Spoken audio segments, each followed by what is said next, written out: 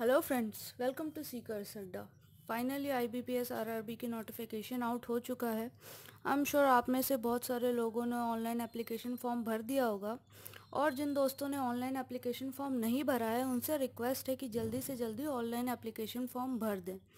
चलिए फ्रेंड्स, आज के इस वीडियो में हम देखने वाले हैं कि किस तरीके से, क्या स्ट्रेटजी होनी चाहिए। आपका ऑनलाइन एग्ज़ाम जो होने वाला है 28 अगस्त से स्टार्ट हो जाएगा, तो उसके लिए आप कैसी स्ट्रेटजी फॉलो करें कि आपका मिनिमम 35 मार्क्स आ जाए आपका रीजनिंग में और 30 मार्क्स आ जाए आपका क्वांटिटेटिव एप्टीट्यूड में। सुनने में फ्रेंड्स बहुत टफ लग रहा होगा कि कैसे 35 मार्क्स स्कोर करेंगे और कैसे 30 मार्क्स स्कोर करेंगे, लेकिन दोस्तों अगर आपकी स्ट्रेटजी सही है तो आपको 35 क्वेश्चंस अटेम्प्ट करने में और 30 क्वेश्चन अटेम्प्ट करने से कोई नहीं रोक सकता। तो फ्रेंड्स, इस वीडियो में अपन देखेंगे 30 डेज स्ट्रेटजी प्लान आपके आईबीपीएस आरआरबी प्री के लिए। चलिए फ्रेंड्स, सबसे पहले प्री का अपन एग्ज़ाम पैटर्न ही देख लेते हैं।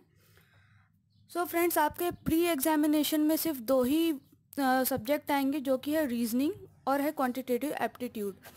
इन दोनों सब्जेक्ट्स को फ्रेंड आप या तो हिंदी लैंग्वेज में या तो इंग्लिश लैंग्वेज में अटेम्प्ट कर सकते हैं, यानी कि आपके पास में लैंग्वेज को लेकर ऑप्शन रहेगा, इसमें से आप कोई भी एक लैंग्वेज चूज़ कर सकते हैं। फ्रेंड्स, आपके दोनों में नंबर ऑफ़ क्वेश्चन सेम रहेंगे। आपको नंबर ऑफ़ क्वेश्चंस मिलेंगे 40।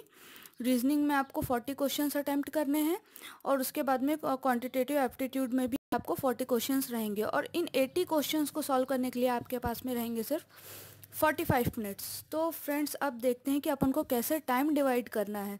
सबसे पहले आपको ये तो चीज़ डिवाइड करनी ही पड़ेगी कि आप किस सब्जेक्ट को कितना टाइम देंगे।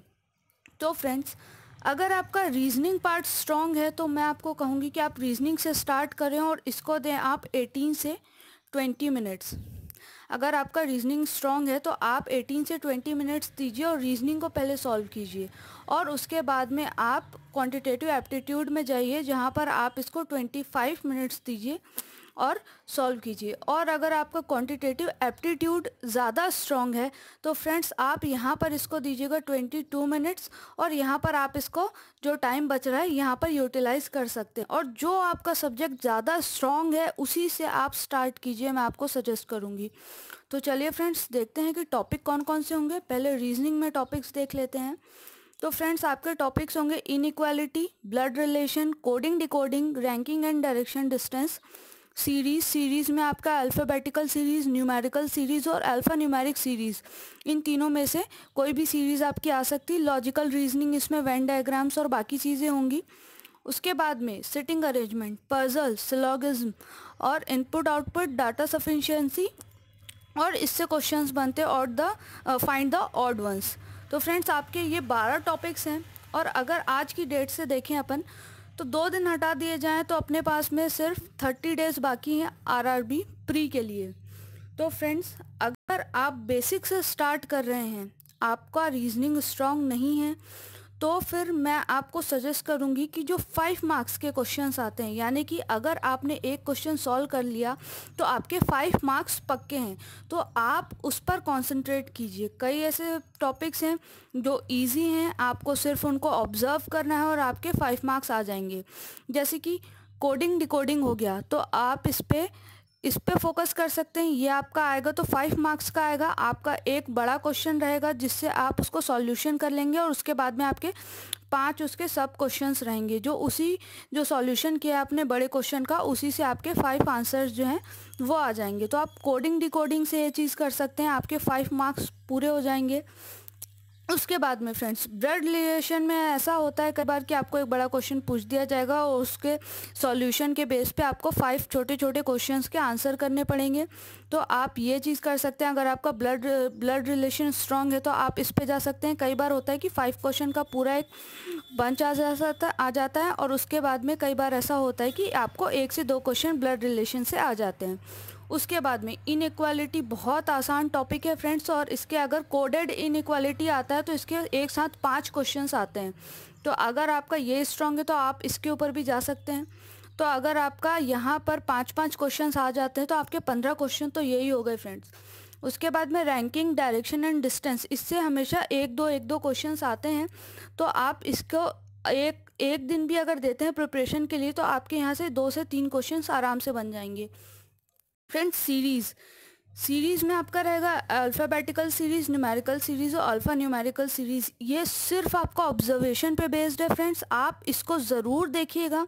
आपको इसको प्रिपेयर करने में भी ज़्यादा टाइम नहीं लगेगा, और अगर आप इसको प्रिपेयर कर लेते हैं तो आपके 5 मार्क्स जो हैं वो पक्के हैं। क्योंकि अगर सीरीज़ आ रही है तो आपको एक लंबी चौड़ी सीरीज़ दे देगा और उससे 5 क्वेश्चन दे देगा, जिसको आपको सिर्फ उनको ऑब्जर्व करके आपको उन क्वेश्चंस के आंसर देने हैं।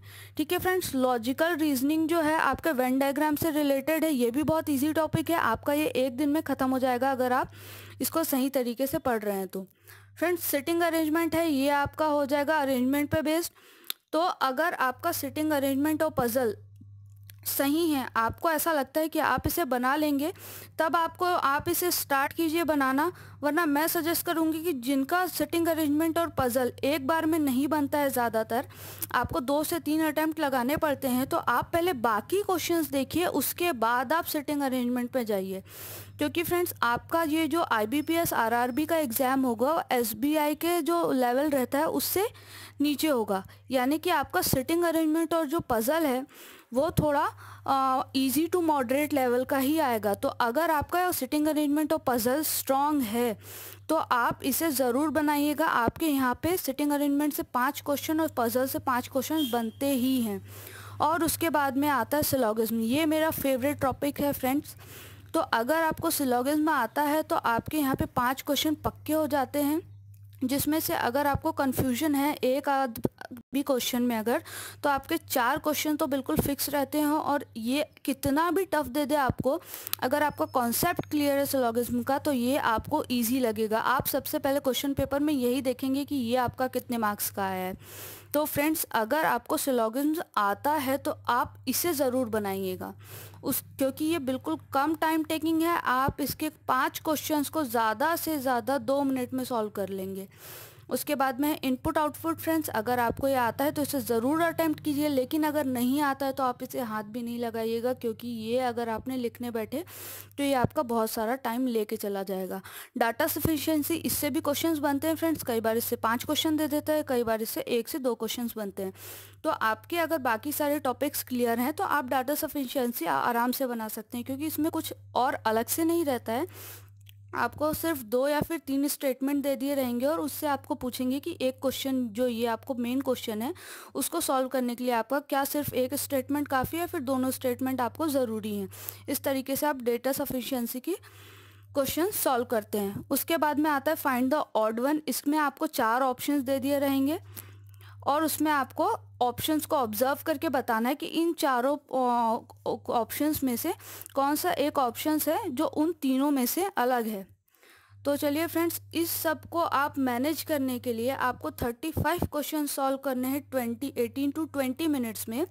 तो इसके लिए आपको 2 से 3 चीज़ों का ध्यान रखना पड़ेगा। सबसे पहले आपका ऑब्जर्वेशन अच्छा रहना चाहिए और दूसरा आपकी स्पीड अच्छी रहनी चाहिए। तो फ्रेंड्स, ऑब्जर्वेशन आपका आएगा जब आप पूरे क्वेश्चंस को अच्छे से सॉल्व करेंगे, उनकी प्रैक्टिस रहेगी तो आपका ऑब्जर्वेशन स्ट्रांग हो जाएगा। लेकिन आपको स्पीड टेस्ट देना है आपकी स्पीड इंक्रीज़ करने के लिए।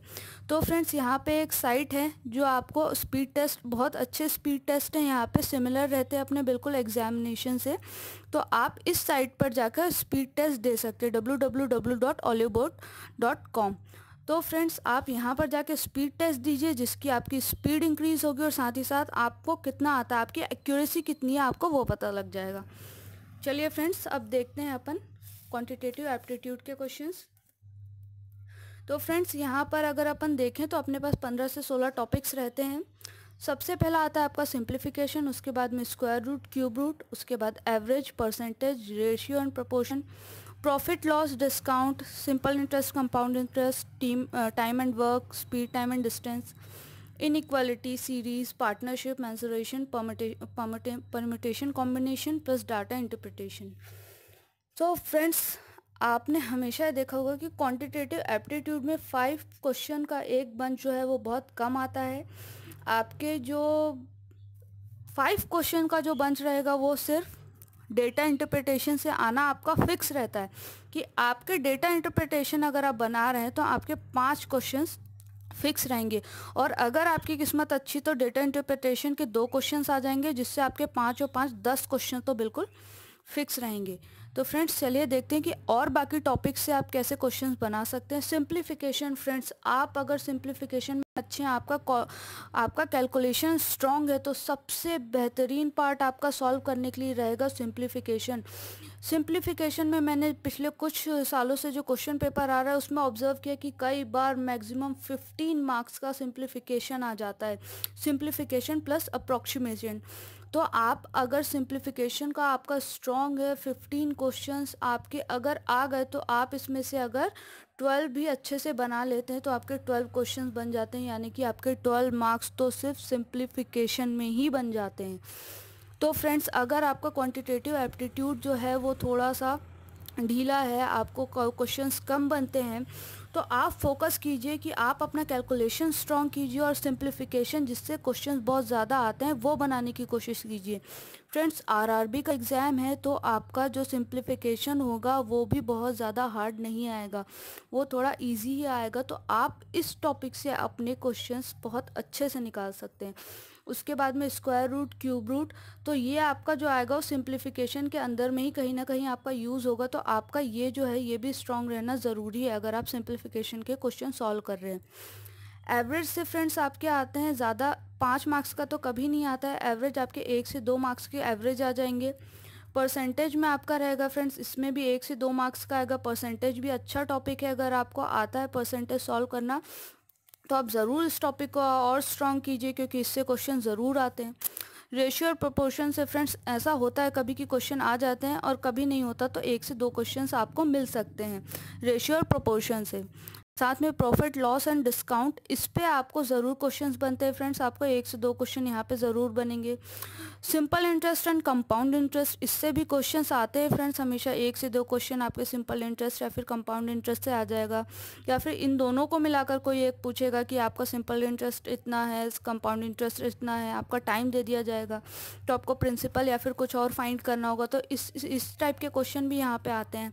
टाइम एंड वर्क का क्वेश्चन आता है फ्रेंड्स, आपको यहाँ पे 1 से 2 टाइम एंड वर्क के क्वेश्चन मिल जाएंगे। स्पीड टाइम एंड डिस्टेंस, इसमें बोट एंड स्ट्रीम, ट्रेन्स, इससे क्वेश्चंस आ जाते हैं फ्रेंड्स, तो आपके 1 से 2 क्वेश्चन यहाँ पर भी बनेंगे।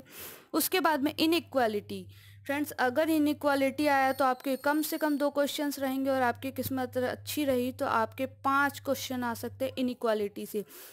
इक्वालिटी बहुत इजी टॉपिक है फ्रेंड्स, आप अगर 5 नंबर के क्वेश्चंस पे आप फोकस कर रहे हैं तो इनइक्वालिटी बहुत बढ़िया है, आप इस पे फोकस कीजिए, क्योंकि इसके क्वेश्चंस इजी बनते हैं और आपको ज़रूर 5 में से 5 मार्क्स दे देंगे अगर आपका थोड़ा भी इनइक्वालिटी का बेसिक क्लियर है तो। चलिए फ्रेंड्स नेक्स्ट टॉपिक है सीरीज़ हमेशा फेवरेट रहा है मेरा। सीरीज़ में ऐसा रहता है कि आपको उस टाइम पे सारे कंपोनेंट जो भी दिए हुए हैं नंबर, उसके बीच में एक रिलेशन फाइंड करना है और आपको नेक्स्ट नंबर या फिर रॉन्ग नंबर निकालना है। फ्रेंड्स अगर आप सही में कैलकुलेशन और रियल टाइम में क्वेश्चन सॉल्व करना चाहते हो तो सीरीज़ आपका बेस्ट टॉपिक है, आप इस पर ज़रूर ध्यान दीजिएगा, क्योंकि बहुत ज़्यादा कम चांसेस रहते हैं इसके कि सीरीज़ नहीं आए। आपके हर क्वेश्चन पेपर में सीरीज़ आने के चांसेस बहुत ज़्यादा रहते हैं। पार्ट और सीरीज़ आती है अगर तो साथ में आपके 2 मिनिमम आएगी, ज़्यादा से ज़्यादा 5 आएगी, 5 आने के चांसेस बहुत ज़्यादा रहते हैं। तो यहाँ पर भी आपके 5 नंबर के क्वेश्चंस तो फिक्स हो जाते हैं अगर आप सीरीज़ बना रहे हैं तो। उसके बाद में पार्टनरशिप फ्रेंड्स, पार्टनरशिप में यहाँ से 1 से 2 नंबर मार्क्स का क्वेश्चन आएगा, ज़्यादातर ये एक ही क्वेश्चन आता है पार्टनरशिप में, मैंने देखा है 2 क्वेश्चन बहुत कम आते हैं।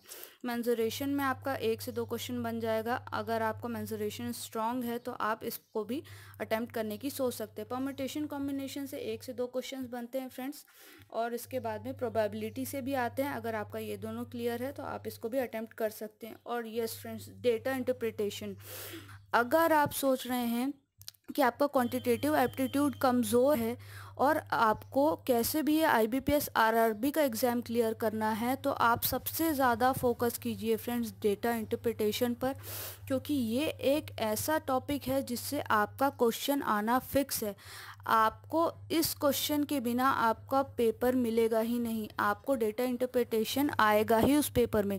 तो आप डेटा इंटरप्रिटेशन के क्वेश्चन सॉल्व कीजिए, आप सीरीज़ के क्वेश्चन सॉल्व कीजिए, आप इनइक्वालिटी के क्वेश्चन सॉल्व कीजिए, आप सिंप्लीफिकेशन सॉल्व कीजिए। उसके बाद में आप अगर और टाइम देना चाहें तो टाइम एंड वर्क और स्पीड, टाइम एंड डिस्टेंस पे जा सकते हैं। तो इस तरीके से फ्रेंड्स आप अपने 30 क्वेश्चंस आराम से बना सकते हैं अगर आपके टॉपिक्स अच्छे से क्लियर हैं तो फ्रेंड्स यहाँ पे अपना सिलेबस का डिस्कशन हो गया, नंबर ऑफ़ क्वेश्चंस हो गए, आपको कौन कौन से टॉपिक पे फोकस करना चाहिए ये भी अपन ने डिस्कस कर लिया। चलिए फ्रेंड्स अब देखते हैं कौन से की पॉइंट्स हैं जिन पर आपको ध्यान देना चाहिए। तो फ्रेंड्स अपने की पॉइंट्स ये हैं कि आपको सबसे पहले फास्ट कैलकुलेशन में होना चाहिए। मतलब आप अगर कोई भी क्वेश्चन सॉल्व कर रहे हैं, ठीक है, तो आप उसको कैसे जल्दी से जल्दी उसका आंसर ले आए, उससे सबसे ज़्यादा आपका इम्पॉर्टेंट है सिंप्लीफिकेशन में आपका फास्ट कैलकुलेशन होना चाहिए, क्योंकि नंबर ऑफ़ क्वेश्चन ज़्यादा रहते हैं, आपको कम टाइम लगेगा उसको सॉल्व करने में। उसके लिए आपको टेबल्स याद होना चाहिए, स्क्वायर और क्यूब आपका किसी भी नंबर का आपको याद होना चाहिए 1 से 30 तक के।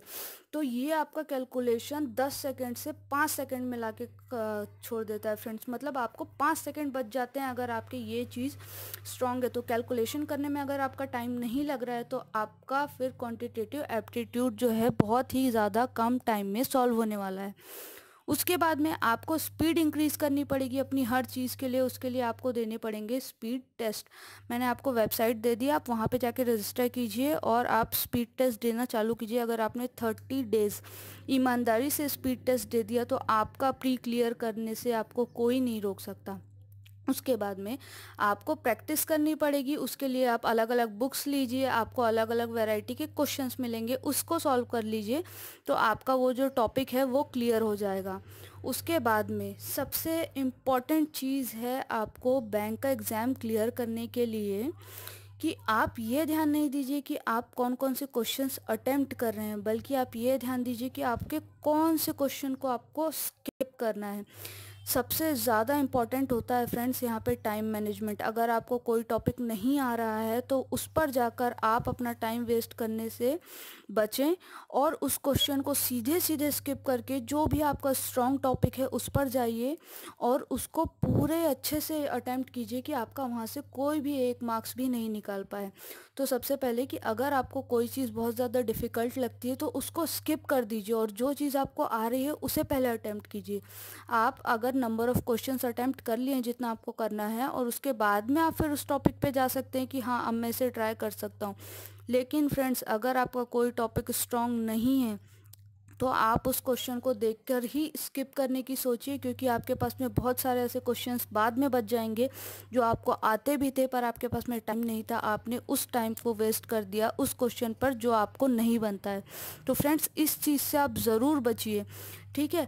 आप क्या कीजिए, जो भी क्वेश्चन आपको नहीं आ रहा है आप स्किप कीजिए या फिर आप उसको मार्क कर दीजिए और जो भी क्वेश्चन आपको आता है उसको बहुत स्ट्रॉन्ग कर लीजिए कि आपका अगर उस टॉपिक से कोई भी क्वेश्चन आता है आपके एग्ज़ाम में तो वो आपको मार्क्स देकर ही जाएगा।